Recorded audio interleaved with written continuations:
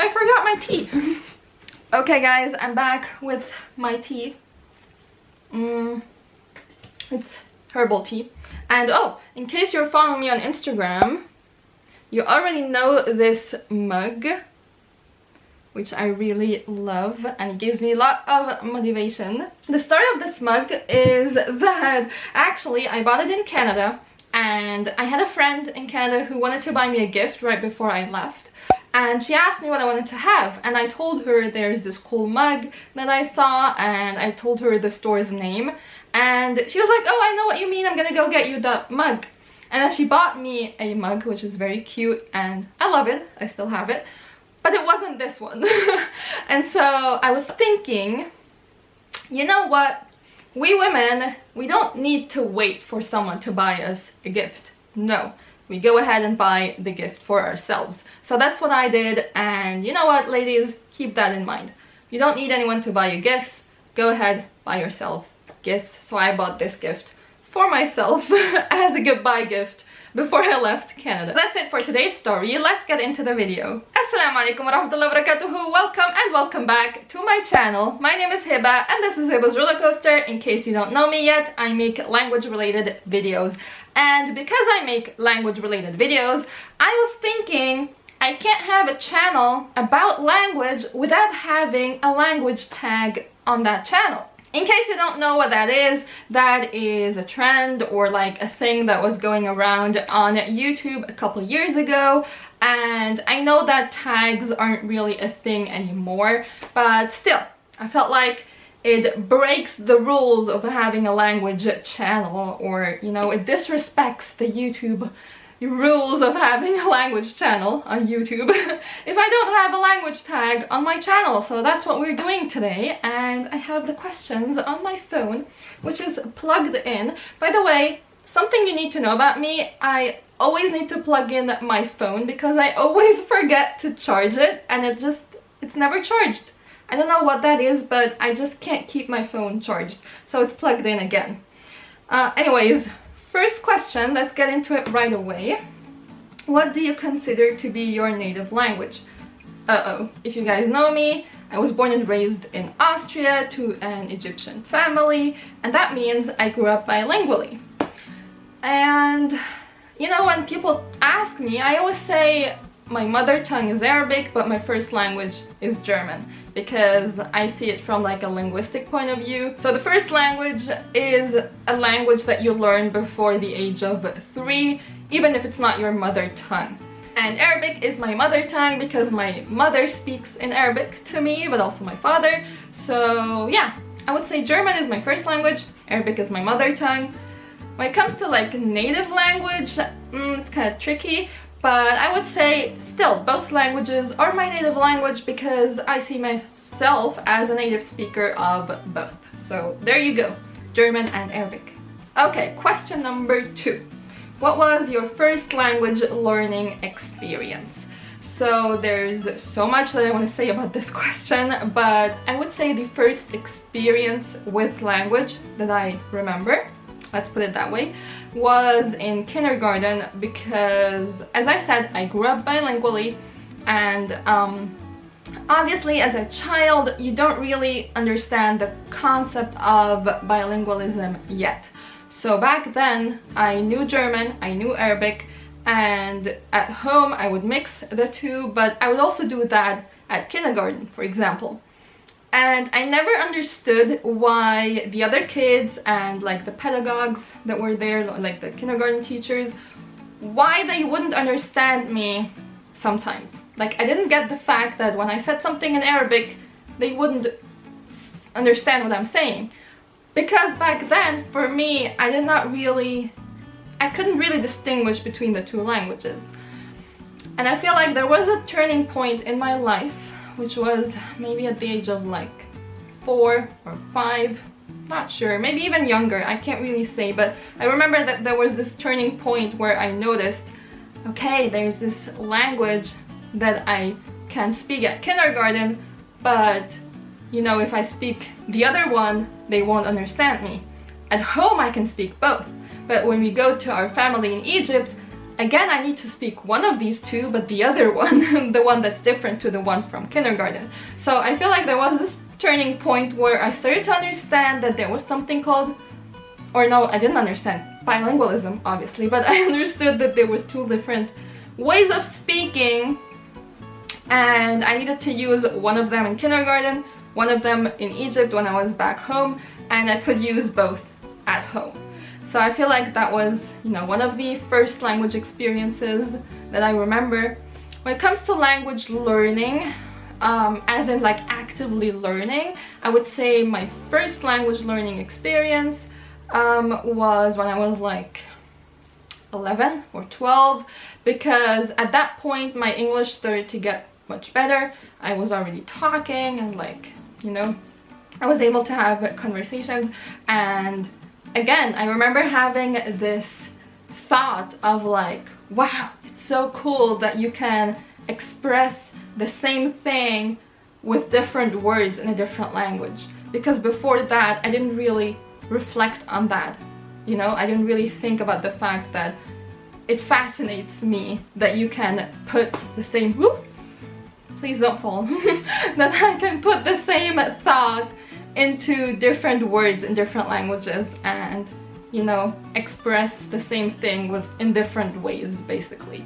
So I remember that was a very interesting, you know, realization for me, where I was like, wow. And I guess my love for languages really started with that realization, where I was like, wow, so I want to find out how can you say that in this language, and how can you say it in that language. And I feel like, you know, from that point on, I just got into this circle of like, let's find out how it is in other languages, and my whole language addiction started. Question number 3. What languages have you studied and why did you start them? So obviously I learned German and Arabic as my first languages, my native languages, so I didn't really study them. And then English, I started learning naturally at first because it was always kind of like present in my life, like also in my family. I have family members who live in different countries, so I don't know, English was always like there and around, even though it's not really my first language. So I really started studying it at school because I had to. But to be honest with you guys, I remember not really studying for my exams at all. Like I did not really like, and this is coming from a teacher, okay, but I did not really like how we were taught English in school, basically, because I did not really like the idea of having like grammar and just filling in gaps and stuff like that. Things have changed now, things are a bit more diverse now, but you know, during my time at school, or maybe it was just my teacher, I'm not sure, I felt like that's not the way I want to learn language. So I remember I was just studying for the exams, but then like in my free time I would sit with like books and, you know, watch films and stuff on my own to improve my English on my own, basically. And later on I started learning French also at school, and I also learned Latin, but I don't really count it as one of my languages because it's not like a spoken language. So technically I learned Latin for like 4 years, but you know, I only can say like amicus est, and that's it. So yeah, also at school, because I basically had to, because I chose French, and back then in my school it was the case when you chose French in the like language branch of the school, you had to take Latin later on, and I did not like it, but you know, it makes sense because it's the origin of most European languages. But yeah, it's not really one of my active languages, obviously. And then Spanish, I started learning it out of hobby, really, and then at some point I decided I want to study it at university. I was studying English, and then I decided to add Spanish to my teacher's degree and become an English and Spanish teacher. So it started out as a hobby, but then I kind of made it into my university course and then my career, basically, or my job. And then Turkish, I started learning as a hobby as well, and it remained that, but I took classes and, you know, I've been learning it ever since, but I don't have like a university degree. I only have a couple degrees from the you know, Turkish classes that I took, or Turkish courses that I took. So yeah, that was just out of a hobby. Now there's also a couple of other languages that I started learning, but I don't really mention them to people because whenever someone asks me what languages I know, I usually only tell them about these 6 languages because I can speak them fluently and I can have a normal conversation with people who speak that language as well, and that is why I feel comfortable and confident enough to tell people that I speak these 6 languages. But there's actually a couple of other languages that I started learning, and you know, I can let you in on that secret right now, but just know that that does not mean that I speak them. It just means that I started learning them at some point. But I never like continued with that process, or I'm still in it, or I just never really reached a level where I felt comfortable enough to have an actual conversation with someone in these languages, just because I don't know enough yet in these languages. For example, there was a time or a phase where I started learning Bosnian because I had many Bosnian people around me, and I started learning a lot actually, but just like, you know, random phrases, random words I could count. I could have like a normal like a short thing, kind of like kako si dobro, I kako si ti dobro, and that's it. So these kind of conversations, but I never really looked into the language on a deeper level to kind of understand the grammar or how it works. For example, now when someone is speaking, I might understand certain words or phrases, but I wouldn't be able to follow a whole conversation, and that's why I don't mention Bosnian as one of my languages. Same goes for Russian. I'm about to learn Russian right now, but I know almost nothing so far, and that's why I don't mention it. But hopefully, you know, in a couple of years I'm gonna be fluent, and then I can say I speak Russian too. And then I had a phase where I wanted to learn Swedish because I went to Sweden and I saw the street signs and everything, and I realized that it's actually pretty similar to German, and I had like, you know, this interest that I wanted to learn Swedish, but then I didn't really follow along. And it was a similar situation with Portuguese and Italian, where I was thinking that, you know, I speak Spanish, I speak French, so 2 Romance languages already, why not learn other Romance languages as well? Then I just stopped with Italian, but maybe someday I'm gonna pick it up again, I don't know. Quick sip of tea. Okay, question number 4. How does your personality affect how you learn languages? I really love that question. I feel like my personality is a bit all over the place, as you might have noticed. I'm very talkative, but at the same time, I'm also a good listener, or at least that's how I see myself. I like listening to people, I like listening to music, I like just listening, basically. And I feel like that has always had a big influence on how I learn languages, because I always start out by just listening to the language. Even if I don't understand a thing, I just really love getting a sense of how the language sounds, getting a sense of its intonation and rhythm and just the melody of a language. So I always start out by listening, and then I start to kind of like repeat the melody. So I guess the fact that I'm talkative but also a good listener has that effect on my language learning at first, because I start out by listening and then by starting to kind of try and repeat what I'm hearing, basically. Also, I would say I'm a rather extroverted person. I'm outspoken, I'm social, I like to be around people, so whenever I learn a new language, I try to find friends, to make friends who speak that language, who learn that language, who have been to a country where people speak that language. So I try to like kind of get myself into these groups of people and have these surroundings, because I have noticed that that has a big influence on my language learning as well. It motivates me to keep on track with my language learning, and it motivates me to have people that I can share my knowledge with and learn from, and you know, to be in that kind of environment.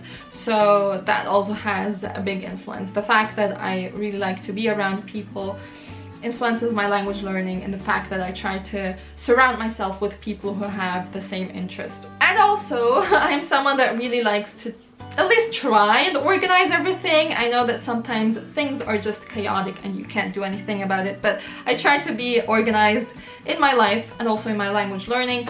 So me trying to be organized in what I'm doing also has an influence on my language learning, because I also try to be organized in my language learning by having, you know, goals and that kind of stuff. I made a video about, you know, what to do before you learn a new language and the different steps. So this is something that I personally always do before I start with a new language or before I look into something new.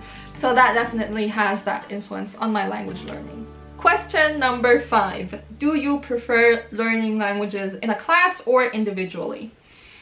Now, we need to keep in mind that I'm a language teacher. So my work happens in the classroom, but to be honest with you, when it comes to my own language learning, I prefer learning it individually. So I told you guys that I learned French in school and, you know, Spanish later on at university, and Turkish I also took a course. But to be honest with you guys, I feel like most learning process always happened when I learned individually and on my own with, like, my own techniques and on my own terms. And that's why I love learning on my own, basically. And I really like having the classes as an addition to my language learning. Like, I still wanted to do that Turkish course, I still wanted to pay attention in school when I was learning French and that kind of stuff, but I felt like the most learning happened when I did it myself and on my own terms. Whatever it is you're learning, not just languages, you can go at your own pace, you can experiment a lot, you can find out which technique works for you, which one doesn't, and that kind of stuff. But when you learn for like a course or a class or, you know, at school, and that's the reality, you learn what's required from you. So you learn what the teacher tells you to learn, you learn for the exam, you learn to be able to graduate. So there is like a different goal in what you're doing. But when you're learning for yourself, it's just for you to be able to learn the language, and you can have your own goals. You can either just want to be fluent in the language, you can learn it on an academic level, but you have your own goals and your own requirements, whereas in class, that's kind of different. So that's why I feel like obviously language class is really important. It gives you the basis for all of this, especially for kids who might not have a specific interest in language but still need language, because today in the world it's a very important skill. So I feel like it's good that we have language classes, obviously, and that's also why I became a teacher, because I feel like that's a very valuable thing that we have at school. But at the same time, I know that for someone that loves language already and that wants to learn it on their own terms, they will probably be able to do that in a better way, individually and on their own. So that was a really long answer to basically just say I like to learn languages individually rather than in class. But you know, the good thing about class or courses is that you can find people to talk with about the language. So that's a plus, I would say. Okay, question number 6. What are your favorite language learning materials?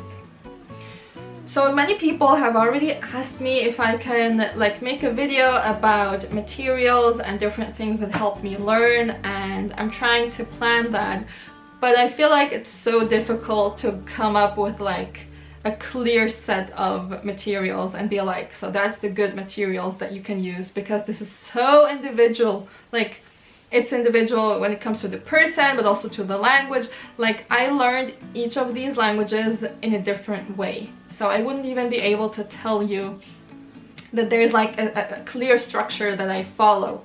No, there isn't really. But I feel like the most important thing is to know your learner type. I always say that. I also made a video about this.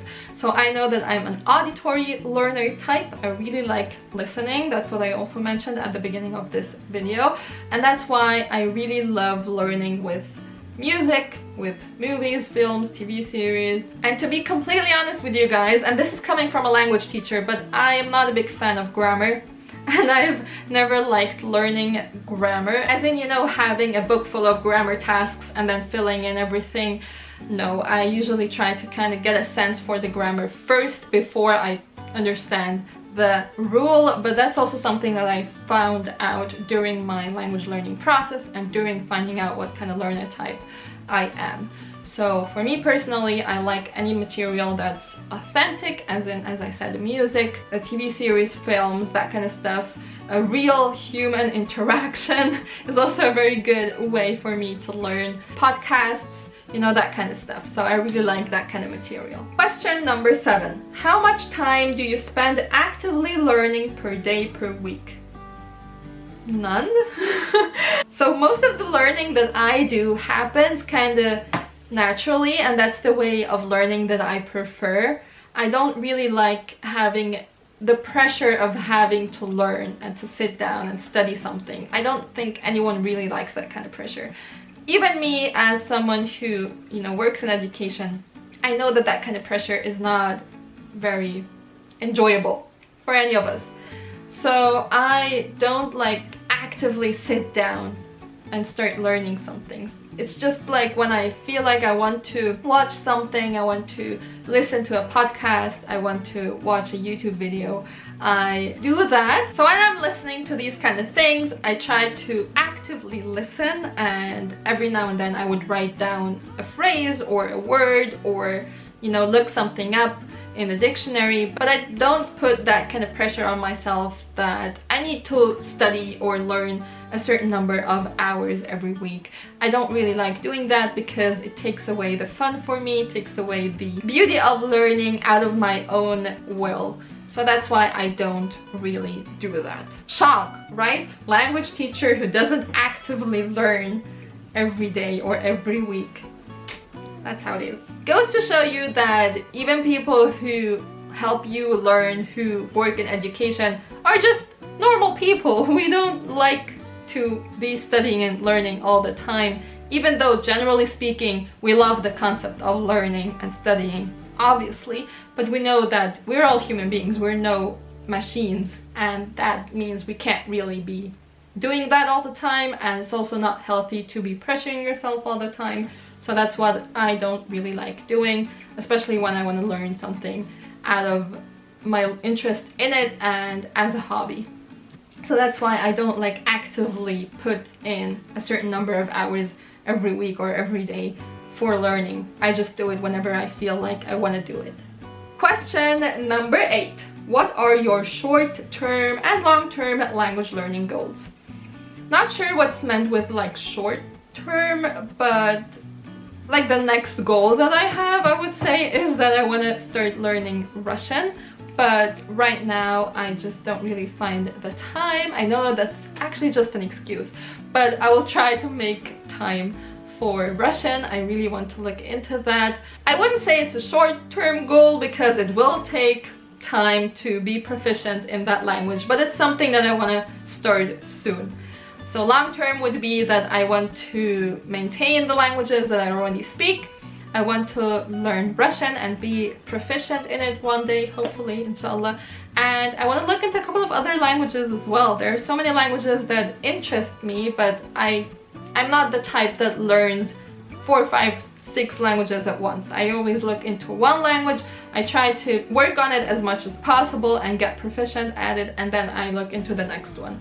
So that's my long-term goal, that I just want to maintain the ones that I already speak and then try and add whatever works for me in that phase of my life. Question number 9. What is your favorite language? Oh my goodness, this is such a difficult question.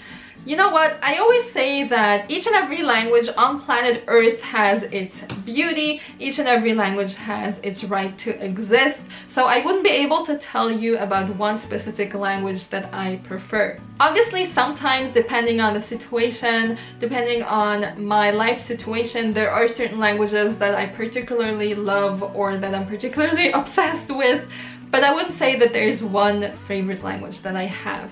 I mean, I really love Arabic, obviously, because I connect it to my identity, to my origin, to my religion, but then also I have a very close relationship to all of my other languages as well. So I wouldn't be able to tell you about one specific language that's my favorite.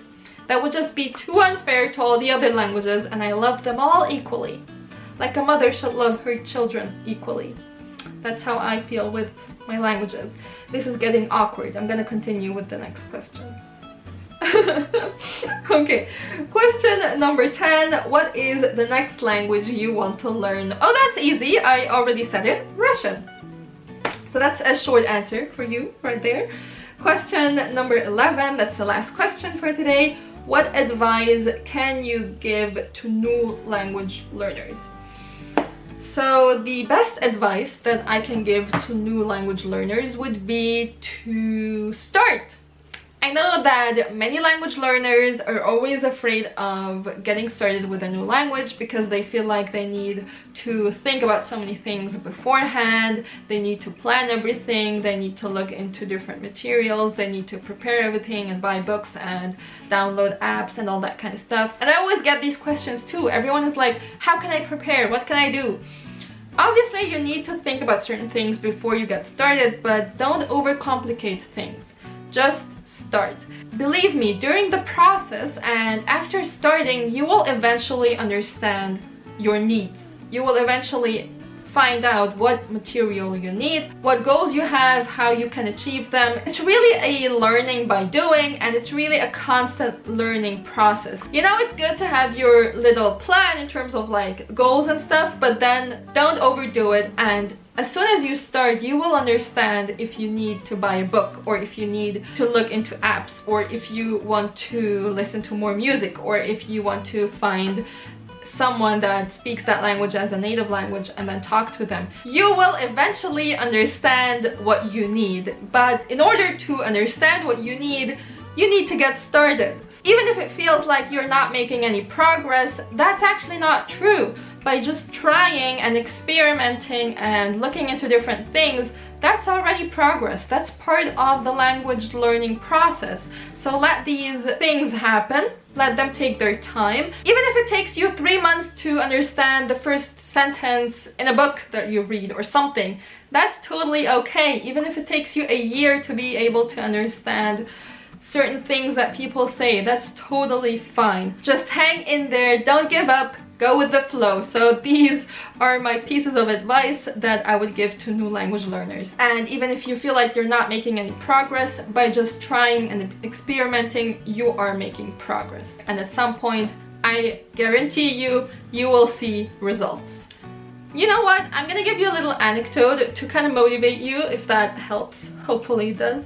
So when I started learning Turkish, I wanted to try out a new approach. So what I did was I enrolled in a Turkish class, and I did not look at anything really before I went. So I only knew a couple words, a couple phrases, and that's it. And I went to that class. And it was a beginner's class, so I thought, yes, they will, you know, explain everything to us. But the thing was, my Turkish teacher back then was new in the country, so he couldn't speak a word of German almost, so he only knew Turkish. And obviously he was speaking very slowly and clearly, but still I did not understand a word because obviously I was still a beginner. But what really frustrated me was that the other people in my class already had a certain set of pre-knowledge. They already knew certain words and certain phrases more than I did. So the first 3, 4, 5 weeks of that course, I was actually pretty frustrated because I felt like everybody else could at least introduce themselves or say something about themselves or understand basic things that he was trying to tell us, like the teacher was trying to tell us, but I couldn't do any of those things. But I'm a stubborn person. I continued to go to that class. I continued to sit in that classroom and not understand a word and not understand anything until I finally understood what people were saying around me. And that also taught me, and that's something that I want to teach you if I can and if you'll allow me to, that you should really not give up and let that frustration lead you. Even if you're frustrated, take that energy and make it into something positive, something that motivates you, something that pushes you to try and reach the goals that you have for yourself. I feel like that's a very beautiful message for the ending of this video. So I'm gonna see you next Monday with another video. Take care. Assalamu alaikum.